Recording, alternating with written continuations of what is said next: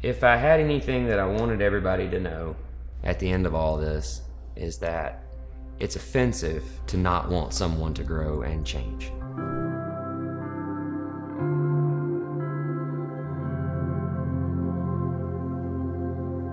I'm Tucker Tharp, born and raised here in Winston-Salem, and I'm the owner of The Garage. I was working for my father at Spevco Incorporated, and I was working in sales.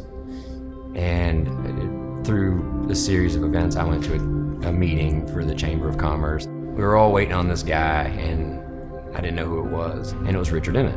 And Richard Emmett was the executive director of downtown Winston-Salem events. Later, I found out the owner and operator and founder of The Garage. I fell in love with everything about it, and when I heard it was for sale, I immediately contacted Richard. At this point, we knew of each other, and we started to talk more and more. And in May of 2012, I bought it. I started playing in downtown Winston when I was about 19 or 20, and worked toward playing at Cranky's, and the next step from that was playing at The Garage. I think the first times I played there, it was owned by Richard Emmett, and maybe a year later was when Tucker took it over, and I made his acquaintance pretty quickly so that I could keep playing there. I didn't really know Tucker before playing at The Garage, but I mean, he was a huge part in just getting the ball rolling for me and just like staying busy and meeting people. So yeah, we became fast friends. You feel very privileged to get a show there, and then once you do, it immediately feels like home, and it feels like this is our place, and not our place like just as a genuine, but our place like as a musician in Winston-Salem. I feel like a lot of bands feel that way, like this is our place, let's go to The Garage to listen to music, to play or whatever. You just feel at home there, and you feel at home with Tucker. The most exciting thing for me is always to see the crowd. It's not really to be, I've lost myself several times, and I get into it, and I like to dance and have fun too. But those aren't really the nights where you sit back and you actually observe, one organism kind of in motion, and it's because of the work that you did. You know that you did, you started talking to that band that's on stage right now 3 months ago, and you've put in 100 hours of promotional effort, in the last, couple of months to try to get this straight. And now here we are, and you get to see your work come to fruition. You get to see the final product, and the final product is the most beautiful thing in the world. It's community. It's human beings interacting with one another in a positive way. And that is something that is rare today. And so I love that. In the time I've known Tucker, no idea has been beneath him in hearing, and every idea has been worth considering as for how it can be made to succeed. I think what that says about him is just, he's got a certain optimism and a certain ambition that not everybody has. He was also important in connecting the local music scene to a national touring music scene. And he certainly helped me establish some connections with touring artists from all around the country. Tucker is one of the best people I have ever encountered when it comes to booking bills, because he handpicks whoever plays together, because he wants each band, he wants to set them up for success, and so he purposefully he's very intentional about who he books with who, and so that's really cool, because a lot of the times as a musician you can kind of get thrown on a bill with a random band, but Tucker is not like that at all. He wants the bands to succeed, he wants the audience to have a good time. Yeah, he's good with people and connecting people, so kudos to him. My grandmother taught my mother that if your heart's in the right place, then you're always where you're supposed to be. And my heart is in the right place here, and I'm doing what needs to be done. The Garage has never been a very profitable business, not been set up to be that way. We walk that fine line of service and profitability, and we try to make enough money for it all to work, but at the same time we know that we kind of owe the city in a way, and so I love that about The Garage. But it does have to make some money to exist.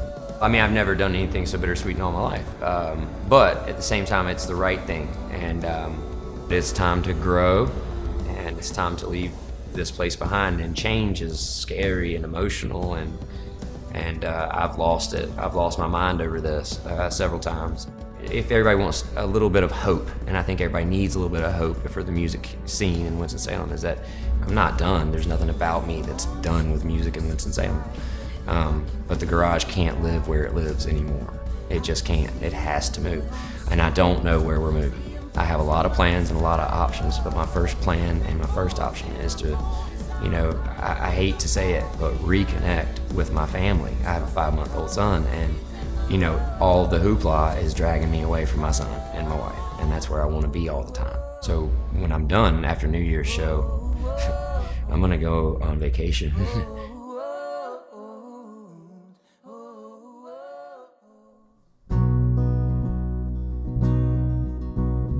The garage was built on Americana music, and I think that a lot of people would question with what I've done with the garage. It's been hard and heavy, and I think that people would question why, you know, why are you doing a last show like with The Genuine or something like that? Why would you pick that as the last show? Well, I'll tell you why.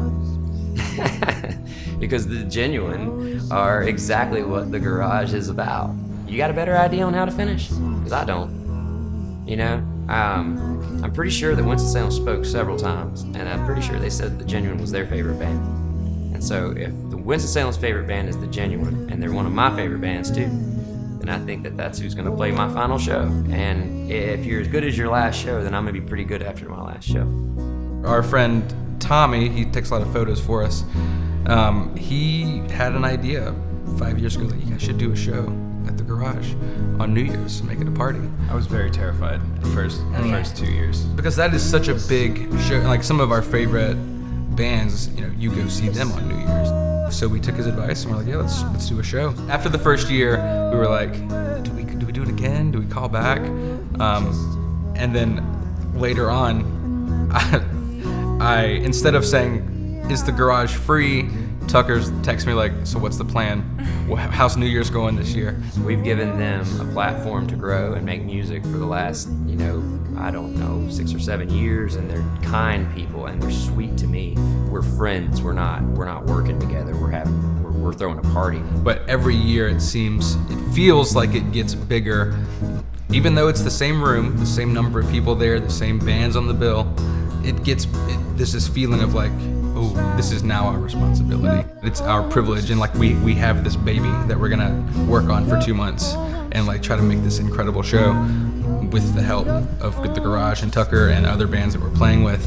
It being the last year, we are excited to include as many local Winston acts that we're close friends with and that we know would love to put on a great show for the garage and for Winston-Salem. We're bringing all the stops. Yeah, we're gonna bring them and then throw them out the window. Yeah, they're gonna be gone. Don't worry about those stops. All the stops are. You won't need them. We really look forward to just bringing everything we have to the table. Pretty much gonna guarantee that this is gonna be the best year. It better be, because it's the last one.